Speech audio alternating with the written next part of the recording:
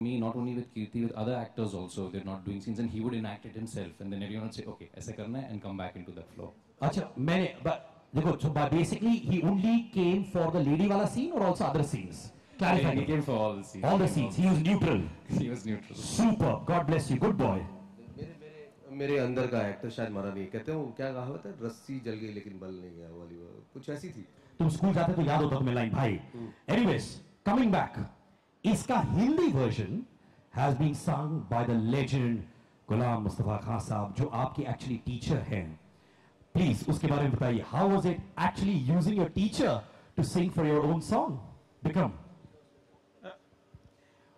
Well, actually, the interesting part is that this is not two songs, it is one song. And the difficulty was to marry these very different genres. Ek classical thumri with an English anthemish pop song, which I think Suzanne has sung beautifully.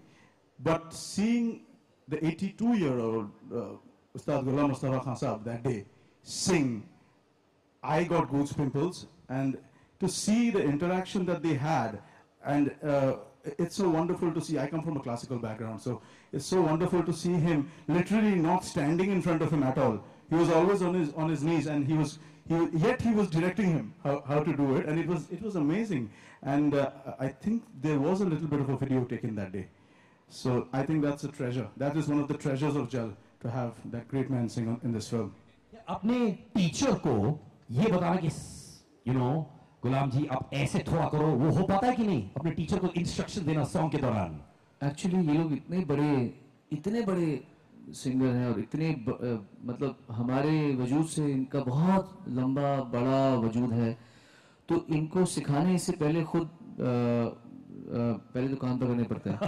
और मैंने क्या किया, best रखा कि उनको गा के दे दिया पहले कि आप सुनो और फिर इसको अपने हिसाब से गाइएगा.